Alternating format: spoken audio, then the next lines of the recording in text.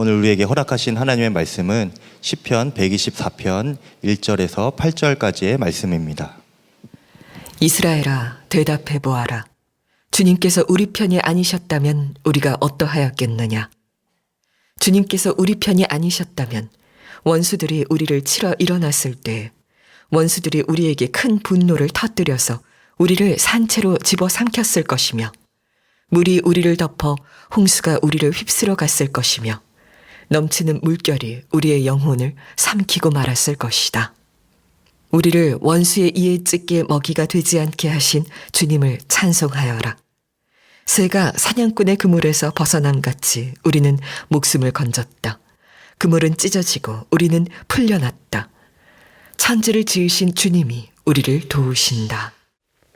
시편 124편 말씀을 여러분과 나누면서 제 마음에 소원이 있는데 여러분의 믿음이 오늘 예배 중에 완전히 바뀌어지고 또 견고해지기를 바라는 것입니다. 어떤 어려움이 오든 어떤 문제가 일어나든지 간에 여러분 안에 하나님이 나를 도와주신다. 이게 믿어지는 역사가 있게 되기를 축복합니다. 우리가 어려운 일 생기면 기도하게 되지요. 그런데 기도도 믿음으로 기도해야지 믿음이 없이 의심하면서 하는 기도는 죽게 얻기를 생각하지 말라. 야고보 사도가 야고보서 1장 7절에서 그렇게 말씀했습니다. 자, 우리 성도들의 고민이 기도는 하지만 믿음이 안 생기는데 어떻게 합니까? 이런 곤혹스러움이 있습니다.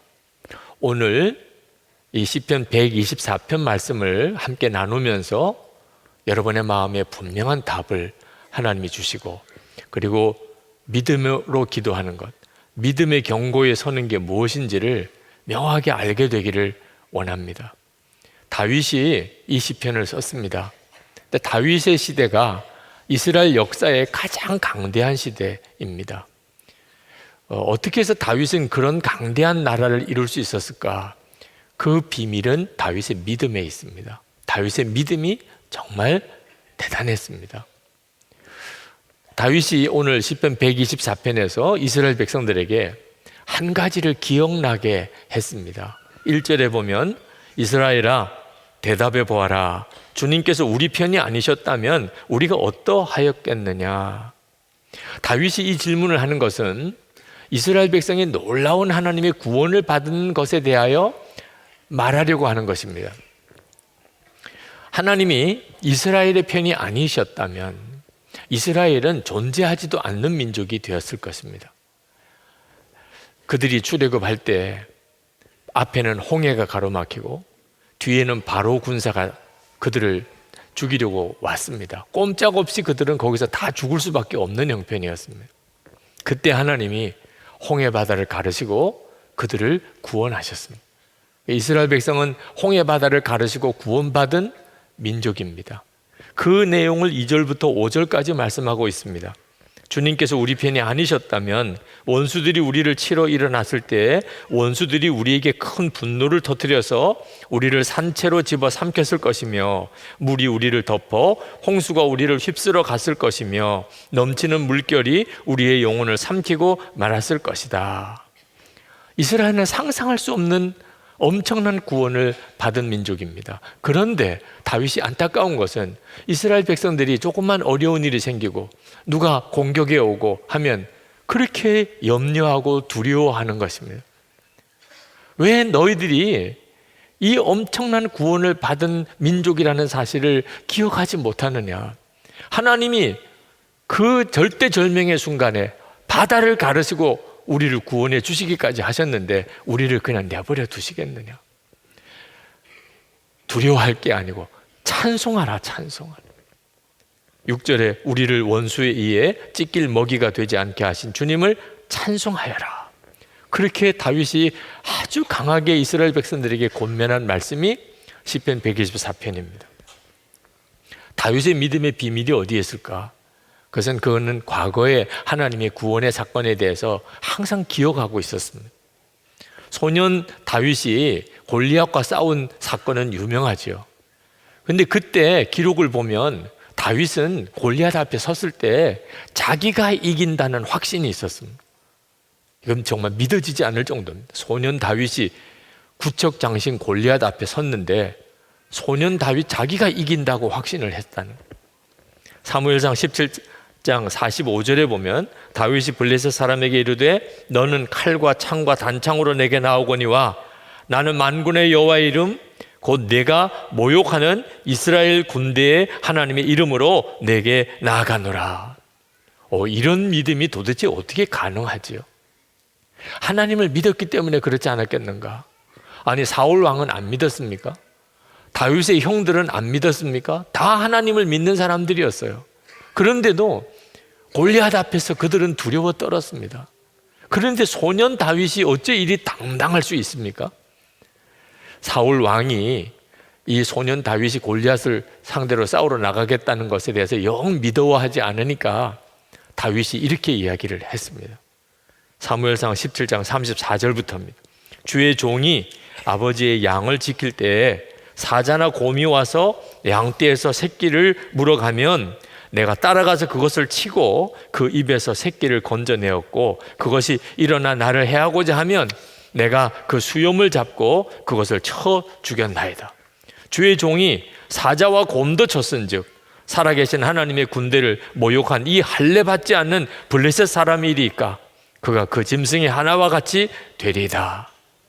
다윗은 자기가 목동일 때 하나님이 자기를 곰과 사자에게서부터 건져주셨다는 사실을 기억하고 있었기 때문에 골리앗 아무것도 아닌 거예요. 하나님이 나를 도와주실 것이라고 믿었던 것입니다. 과거의 구원에 대한 기억이 지금 현재 내 어려운 문제 앞에서 내 믿음을 좌우하는 것입니다. 아브라함이 이삭을 바치라는 하나님의 말씀에 순종했습니다. 어떻게 그럴 수 있었을까? 이유는 100세의 아들을 낳은 기억 때문입니다. 도대체 어떻게 100세의 아들을 낳을 수 있겠어요? 그런데 이삭을 100세의 하나님이 주셨습니다. 하나님은 반드시 기적을 일으키시고 없는 것을 있는 것 같이도 부르신 하나님, 약속은 반드시 지키시는 하나님, 그 하나님에 대한 분명한 믿음이 순종하게 된 거예요. 죽은 자도 살리실 것을 믿고 이삭을 하나님께 바치는 순종할 수 있었던 거죠. 여호수아 10장에 보면 여호수아가 그 기브온 골짜기에서 아모리 5 왕과 싸우는 장면이 나옵니다. 이 장면이 유명한 것은 태양을 멈춘 놀라운 사건 때문입니다. 전쟁에서 이스라엘이 이기고 있는데 해가 저물어 가는 겁니다. 해가 지면 어두움이 깔리면 이제 더 이상 싸울 수가 없으니 그때 여호수아가 태양을 지려고 하는 태양을 향하여 멈추라. 태양이 그냥 멈춰버렸다는. 도대체 이런 기가 막힌 사건을 하나님은 왜 허락하셨을까? 성경을 읽어보니까 이스라엘 백성으로 하여금 바로 그 구원의 사건을 기억하게 하기 위해서 그랬다는 것. 여호수아가 아모리 5 왕을 산채로 잡아서 끌고 나옵니다.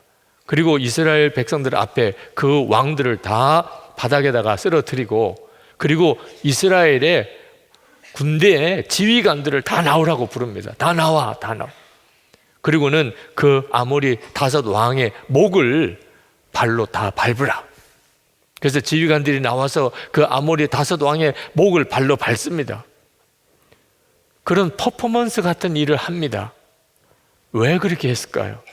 기억하게 하려고. 이제 너희들이 가나안 땅에서 계속해서 정복 전쟁을 해나가게 될 텐데 두려워하지 마. 어떤 상대를 향해도 두려워하지 마. 너희가 지금 이렇게 아모리 왕의 목을 밟은 것처럼 내가 너희들을 도와준다. 반드시 이기게 한다.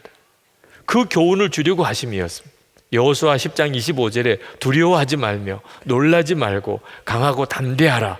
너희가 맞서서 싸우는 모든 대적에게 여호와께서 다 이와 같이 하시리라. 하나님이 우리 가운데 놀라운 구원을 행하셨어도 기억하지 않으면 그러면 아무 힘이 되질 않습니다. 또 어려운 일이 생기고 또 문제가 일어나면 그만 또 가슴이 무너지고 주저하고 두려워하고 염려하게 됩니다. 다윗이 이스라엘 백성들을 향하여 가지고 있었던 답답함이었습니다. 그래서 하나님께서 이스라엘 백성들에게 매해 유월절을 지키게 한 겁니다. 벌써 4,000년이 넘는 전에 일어났던 일입니다. 아니, 지금까지 유월절을 지킨다고 하니 말이 될 것 같지도 않은 건데, 지금도 이스라엘에 가면 매해 유월절을 지킵니다. 하나님의 뜻이 무엇이죠? 기억하게 하는 겁니다. 우리는 바다를 건너고 하나님이 가르셔서 구원받은 백성이다. 그러니까 어떤 어려움도 두려움이 없는 거예요. 이스라엘 백성들 유월절 지키는 걸 지금도 보니까 초막을 집 앞에다가 쳐놓고 텐트 생활을 합니다. 한 주간 동안. 그리고 유월절 음식은 누룩을 넣지 않은 떡이라 그냥 부스러지는 과자 같은 그런 떡을 먹고 그렇게 유월절을 지킵니다. 아이들이 물을 수밖에 없죠. 왜 이렇게 해야 되냐? 왜 오늘은 이렇게 맛이 없는 이런 부스러기 같은 걸 먹어야 되냐? 왜 우리가 이렇게 바깥에 나와서 좋은 침대 두고 이렇게 나와서 텐트에서 자야 되냐? 그때마다 가장이, 아버지가 유월절 이야기를 해줍니다. 우리는 이렇게 해서 구원을 받은 백성이야. 매해마다 똑같은 일을 반복합니다.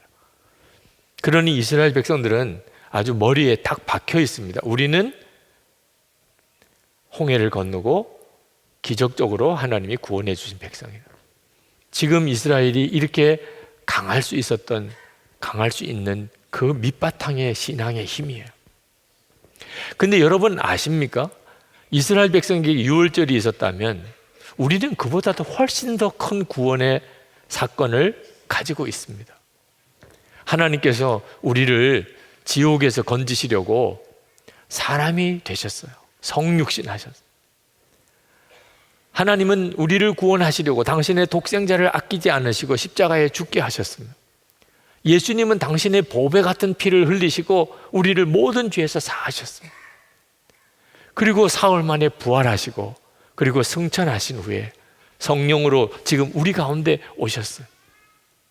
이스라엘 백성이 홍해가 갈라지고 그 길을 건너간 것도 대단한 일이지만 하나님이 사람이 되셔서 우리를 대신하여 십자가에 죽으시고 우리를 구원하시고 지금 우리 안에 오신 이 사건과 비교가 되겠어요? 출애굽 사건은 예수님의 십자가 사건의 예표에 불과한 것입니다. 우리는 그런 구원을 받은 사람, 이건 엄청난 거죠. 여러분이 이 사실에 대하여 정말 분명하게 믿게 되면, 그러면 우리가 살아가는 동안에 겪게 되는 수많은 어려운 일들 앞에서 두려움이 없어지게 됩니다. 내가 도대체 어떤 사람인데 하나님이 독생자를 대신해서 나를 구원해 주신 사람이야. 하나님께서 나를 위해서 대신 십자가에 죽으시고 나를 건져주신 사람이야. 나는 성찬을 받은 사람이라고. 예수님과 나는 한 몸이 되었다고. 지금 주님이 내 안에 계셔. 여러분이 이 사실을 정말 믿으면, 그러면 우리가 세상 살아가는 동안에 어떤 일도 두려워하지 않습니다. 오늘 우리가 예배를 왜 드립니까? 왜 이렇게 매주일 우리가 모여서 예배를 드리는 겁니까? 예배 드릴 때마다 하는 일이 뭡니까? 예수님의 십자가의 구원을 고백하고 또 찬양하는 거죠. 하나님의 계획이 무엇이겠습니까? 우리가 십자가에서 구원받은 자라는 것을 잊어버리지 말라. 하나님이 우리를 얼마나 사랑하셨는지를 절대 잊어버리지 말라. 예수님 나 위에 십자가에 피 흘려주시기까지 하셨다는 사실을 잊어버리지 말라. 지금도 우리와 함께 계시다는 것을 잊어버리지 말라. 이제 예배 끝나고 다시 가정으로, 직장으로, 일터로 돌아가서 또 한 주간 사는 동안 내내 하나님은 나를 위해서 십자가에 대신 죽으셨다. 독생자까지 아끼지 않고 주신 하나님의 놀라운 사랑이 내게 있다. 그 확신 가지고 모든 문제를 다시 보라는 것입니다. 8절 말씀에 천지를 지으신 주님이 우리를 도우신다. 아멘입니다. 이것이 우리의 항상 잊어버리지 않을 기억이고 또 고백이어야 하는 겁니다. 처음 제자 훈련을 할 때 어느 남자 집사님에게 아주 쉬운 질문을 하나 드렸습니다. 성령님께서 지금 집사님 안에 계십니까? 전혀 어려운 질문 아니죠. 우리 한국 교인들은 정답 찾는 데 또 선수니까 그게 뭐 어려운 질문이겠어요. 근데 그 집사님이 너무 당황해 하는 겁니다. 성령님께서 지금 집사님 안에 계십니까? 한참을 고민을 하시더라고요. 그래서 무슨 대답을 하시려고 저러시나, 그리고 기다렸더니 대답하시기를 지금은 안 계신 것 같다는 거예요. 같이 공부하는 사람들이 다 웃기는 했습니다만 그 마음, 심정은 충분히 이해가 되더라고요. 그렇지 않아도 부부싸움 잦고 애들한테는 그냥 소리 지르기만 늘 하고 직장 생활도 너무너무 어렵고 세상에 살면서 이런저런 죄 짓는 일도 많고 성경은 읽어보지도 못하고 지내고 기도는 하지도 못하고 살고 집사라고는 말은 하지만 도대체 성령께서 내 안에 계시다면 이럴 수 있겠냐 말이에요. 그러니까 안 계신 것 같은 거예요. 내 안에 안 계신 거. 여러분, 힘들고 어려운 일이 생겨서만 기도하려고 그러면 절대로 믿음이 생기지 않습니다. 평소에 주님과 온전히 동행하는 삶을 살면서 평소에 늘 기도하는 자리로 나가는 사람만이 어려운 일이 닥쳐올 때 주님이 나와 함께 계시는 게 믿어지는 거예요. 그래서 믿음으로 이김을 얻는 거죠. 우리가 믿음으로 기도하지 못하는 이유는 십자가의 구원을 받았다는 사실을 잊어버리고 살고 주 예수님이 나와 함께 계시는 주님을 바라보지 못하고 살고 있기 때문에 그렇습니다. 우리가 진짜 믿어야 하는 것은 기적이 아닙니다. 어떤 놀라운 응답이 아닙니다. 우리가 정말 믿어야 하는 것은 주님이 우리와 함께 계신 십자가에서 나는 구원받았다는 사실입니다. 암 말기로 죽음을 앞두고 있는 어린 소녀를 신방을 병원으로 가야 하는 일이 있었습니다. 가야지요. 그죠? 목사가 가서 그 아이를 위해서 기도해 줘야지요. 그런데 신방을 가면서 제 마음속에 가서 기도를 할 거면 믿음으로 기도를 해야지. 그 아이가 다시 살아날 거라고 하는 것에 대한 믿음이 안 생기는 겁니다. 의사도 포기했습니다. 이제 죽을 날만 기다리고 있는 아이입니다. 도대체 가서 뭐라고 기도를 해야 되냐?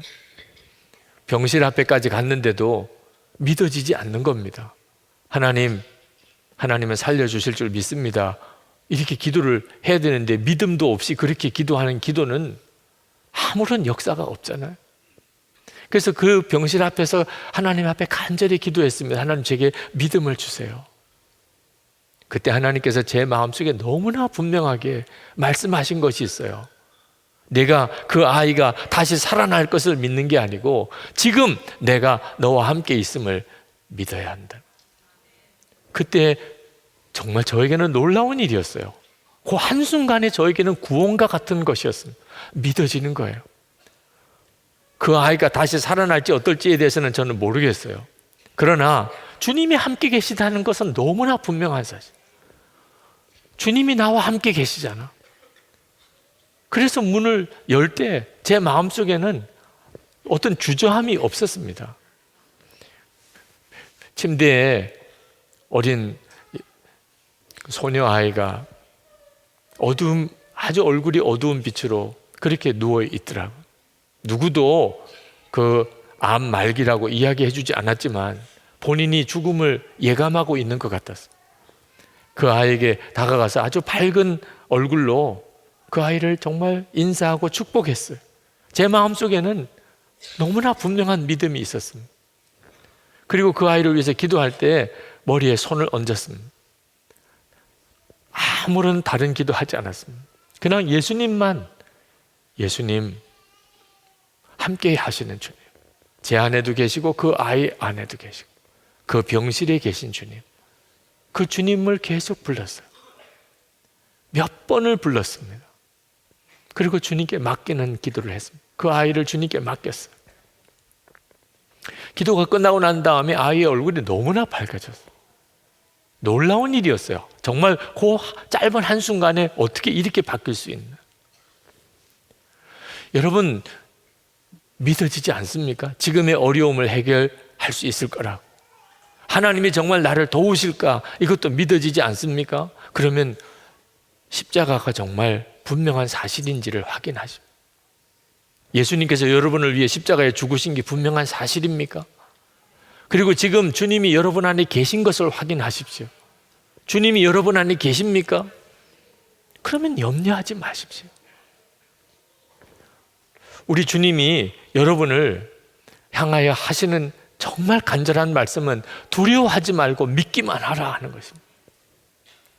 회당장 야이로의 딸이 죽어갈 때 예수님께 와서 고쳐달라고 주님을 데리고 집으로 가는데 딸이 죽었다는 소식을 누가 와서 전해주었습니다. 야이로가 순간 가슴이 철렁 내려앉았어요. 다 끝났구나. 그때 예수님께서 그 마음이 흔들리는 야이로를 향하여 하신 말씀, 두려워하지 말고 믿기만 하라. 오늘 이 시간에도 이 자리에 마음이 흔들리는 이가 있을 겁니다. 마음에 의심이 일어나고 하나님이 정말 나를 도와주실까 믿어지지 않는, 그때 오늘 주님이 주시는 말씀을 들으셔야 합니다. 여러분, 아무 근거 없이 믿으라는 거 아닙니다. 두려워하지 말고 믿기만 하라. 주님이 그렇게만 말씀하신 거 아니잖아요. 십자가를 우리는 이미 소유했잖아요. 주 예수님이 우리 안에 계시잖아요. 이 사실이 정말이라면, 그러면 우리의 삶 속에 이래도 감사하고 저래도 감사해요. 살아도 감사하고 죽어도 감사해요. 성공해도 찬송, 실패해도 찬송이에요. 이미 우리가 받고 누리는 은혜가 말할 수 없는 은혜예요. 하나님은 나를, 주님 예수 그리스도보다도 더 사랑하셨어요. 이것은 지금 우리에게 있는 너무나 분명한 사실입니다.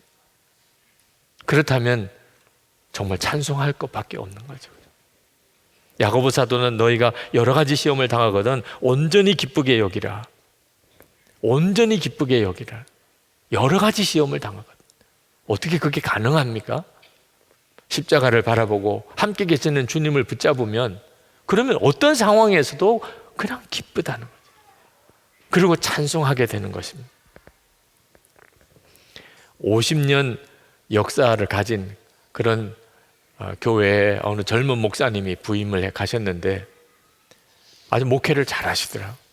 꼭 부흥회를 해달라고 부탁을 하셔서 갔는데 너무너무 목회를 잘 하셔서, 야, 이 목사님은 어떻게 이런 믿음이 있으신가 그랬더니 그 둘째 아이 이야기를 하시더라고요.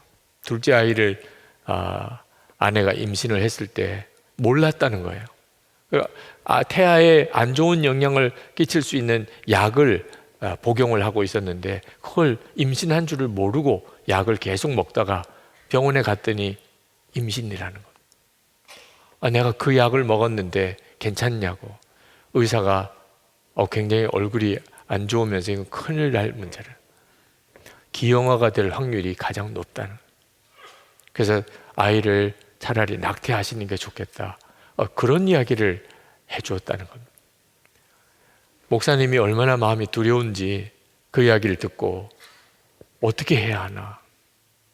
근데 아무리 생각해도 아이를 낙태를 시키고 목회 못 하겠더라는 거예요.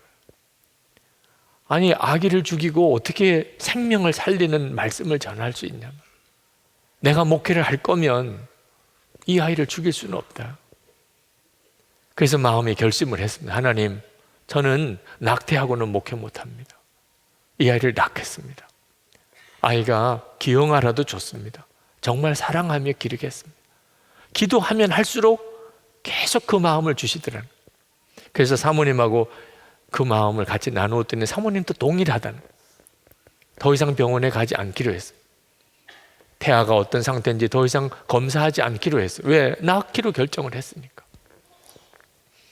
점점점 하나님이 그 아이에 대한 사랑을 부어주시는, 아이가 태어날 때쯤 돼서는 너무너무 그 아이가 보고 싶은 거예요. 사모님이 해산을 하는 날 아이가 정상아로 태어났는지 기형아로 태어났는지 물어볼 필요도 없었어요. 그건 더 이상 관심사가 아니었기 때문에. 근데 아이는 정상아였습니다. 그 일을 계기로 그 목사님 안에는 하나님이 기뻐하는 뜻대로 나아가면 된다는 확신이 생겼어요. 그래서 그렇게 목회를 잘 하시더라고요. 그 목사님의 경우에는 그렇게 정상아가 태어났지만 우리 교우들 중에는 태중에 아이가 정상이 아닌 것을 알고도 해산한 우리 교우들이 있습니다. 병을 가지고 태어난 아이들이 있습니다. 그런데도 그렇게 사랑으로 잘 돌보고 키워가는 것을 보면서 정말 감동을 받습니다. 주님을 바라보는 눈이 뜨이고 나면 내가 십자가의 구원을 받은 자요, 주 예수님이 나와 함께 계신 것을 내가 분명히 바라보게 되면 우리가 이 세상에 겪게 되는 문제들은 문제도 아니게 됩니다. 우리에게 지금 필요한 것은 십자가의 확신과 주님에 대한 분명한 눈이 뜨이는 것입니다. 캐나다에 집회를 갔을 때 저녁 집회가 끝나고 교우들이 기도받기를 원하시는 분들이 있으셔서 기도를 해드리고 있다 보니 기도줄이 길어졌습니다. 근데 어느 여자 집사님이 나서서 그 기도하시는 분들을 다 안내를 하시고 차례차례 기도를 받을 수 있도록 잘 섬겨주시더라고요. 너무 고맙더라고요. 다 기도가 끝나고 가고 밤 늦은 시간에 그 집사님 혼자 이제 남으셨는데 당신도 안수기도 받고 싶다는 겁니다. 물론이죠. 기도해 드리죠.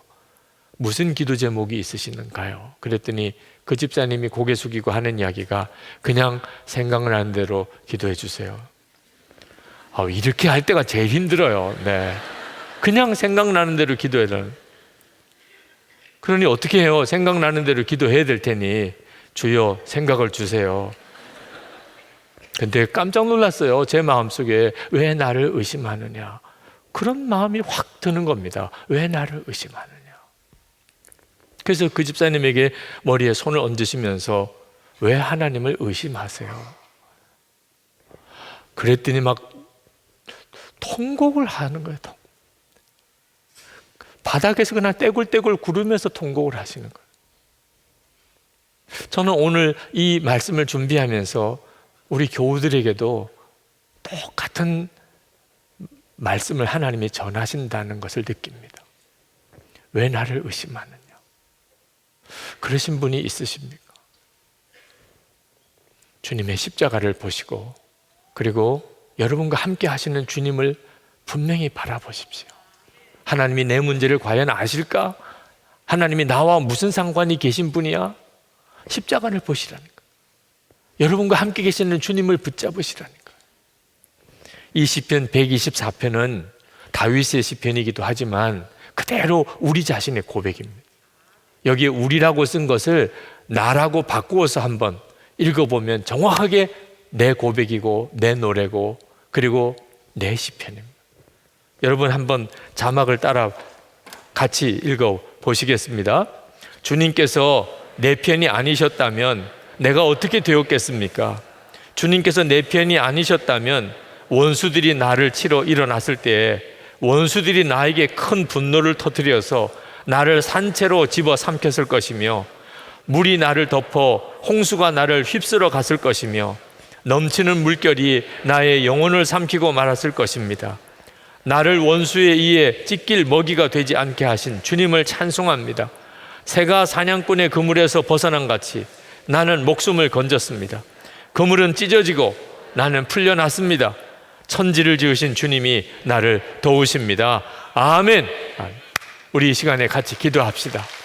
여러분, 우리는 엄청난 구원을 받은 사람, 상상이 안 되는 구원을 지금 받고 있는 사람, 지금 우리가 겪고 있는 어려움이 아무리 크다 하더라도 비교도 안 되는 것입니다. 두려워하지 마십시오. 주님은 나를 도우실 것입니다. 이 시간에 간절한 마음으로 기도하겠습니다. 은혜와 사랑이 충만하신 아버지 하나님, 놀라우신 하나님의 은혜를 감사합니다. 주님을 찬양합니다. 하나님의 은혜로 더욱 함께해 주시기를 갈망합니다. 아버지 하나님, 사모하며 갈망하며 주님 앞에 나와 기도하는 사랑하는 성도들을 주의 손에 사로잡아 주소서. 아버지 하나님, 이스라엘 백성들에게 하나님의 출애굽의 구원이 있었던 것처럼 우리에게 십자가의 구원 주신 주님 감사합니다. 눈을 떠 십자가를 바라보게 하시고 함께 하시는 주님을 온전히 붙들게 하여 주시옵소서. 두려워하고 염려하지 않는 담대한 믿음, 함께 하시는 주님에 대한 분명한 확신 하나님 주소서. 그들과 은혜를 도와소서. 하나님의 손으로 친히 안수하시고 하나님 축복하시고 하나님 역사해 주옵소서. 하나님의 놀라우신 은혜를 부어주셔서 오늘도 하나님 주의 생명에 놀라우신 은혜를 하나님 모든 성도들이 누리고 가게 하여 주옵소서. 주님 감사합니다. 주님을 찬양하고 또 찬양합니다. 어떻게 표현할 수 있으며 또 어떻게 감사할 수 있겠습니까? 십자가를 바라볼 때마다 감당할 수가 없는 하나님의 사랑을 느낍니다. 십자가에서 흘리신 주님의 보혈, 찬송할 때마다 우리의 심령이 생명을 얻습니다. 지금도 우리와 함께 계셔서 오늘 우리를 여기까지 인도하신 주님, 주님을 바라보면서 우리의 마음의 모든 두려움과 염려가 다 떠나감을 느낍니다. 주님, 오늘도 이 예배를 드리는 모든 성도들의 심령 가운데 역사하소서. 주를 바라보는 눈을 분명히 뜨게 하시고 그리고 십자가의 놀라운 구원을 붙잡고 기억하게 하소서. 어디서든지 주님은 나를 도우신다. 하나님은 나를 도우신다. 모든 것을 합력하여 선을 이루신다. 영생을 주신 하나님이 아낄 것이 무엇이 있겠는가? 독생자까지 주신 하나님의 사랑이 우리를 어떤 어려움에서도 능히 지켜낼 것을 믿습니다. 주님, 일일이 만져주소서, 건져주소서, 치료해 주소서. 하나님, 오늘도 저희들이 하나님께 예배하고 그리고 우리의 마음과 사랑을 담아 하나님께 예물을 봉헌해 드립니다. 정말 주님께 감사합니다. 주님의 은혜로 삽니다. 주님을 기쁘시게 하며 그렇게 살기를 원합니다. 우리가 하나님이 기뻐하시는 일에 그렇게 쓰임 받는 자가 되기를 원합니다. 성도들에게 은혜를 주시고 또 복을 주소서. 머리머리에 안수하시고 저들의 심령의 은혜로 육신의 질병을 깨끗하게 고치시고 겪고 있는 환난에서 저들을 늘 건지시고 하나님의 살아계심의 증인이 되게 하시고 가정의 풍파가 잔잔해지고 우리의 자녀들이 주님 앞에 바로 서며 성도들의 기업에 하나님 힘을 더하여 주소서. 먹고 살 힘뿐만 아니라 돕고 베풀 수 있는 자가 다 되게 하소서. 하나님, 이 나라와 민족을 위한 우리의 간절한 기도를 주님 받으시는 걸 믿습니다. 남북 간의 진정한 평화, 하나님 온전한 복음의 통일이 이루어지게 하소서. 북한의 주민들에게 자유의 복음이 전해지게 하소서. 김국기 목사님, 김종우 목사님, 최충길 선교사님 속히 석방되게 하소서. 중국의 온성도 목사님, 탈북자를 돕는 모든 사역자들을 주님이 또한 지켜 주시옵소서. 세계 열방의 모든 선교사님들, 오늘도 주님이 함께 하소서. 겪고 있는 모든 어려움과 문제들 앞에서 하나님의 도우심을 확신하게 하소서. 그리고 주께서 그 믿음의 응답에 주옵소서. 재난을 당한 이들, 환난을 당한 교회들이 전 세계 곳곳에 있습니다. 주님, 오늘 다윗에게 허락하셨던 그 믿음이 저들을 살려내게 하시옵소서. 주 예수 그리스도 이름으로 간절히 기도합나이다. 아멘. 우리 다 일어나셔서 찬양하겠습니다.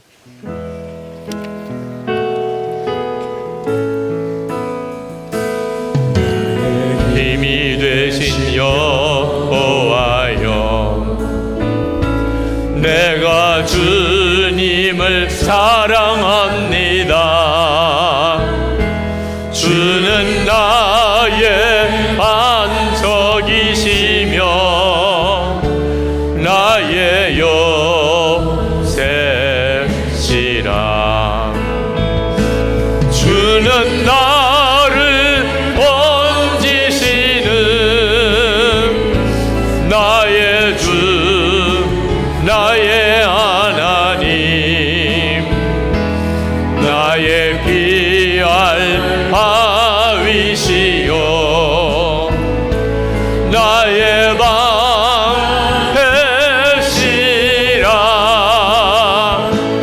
나의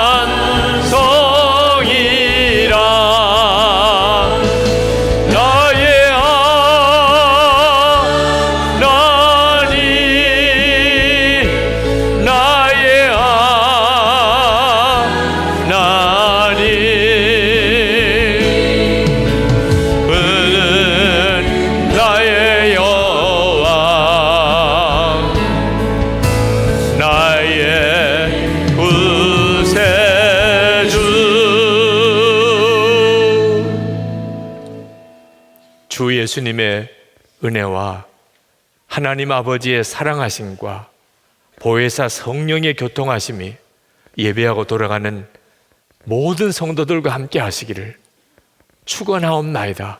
아멘.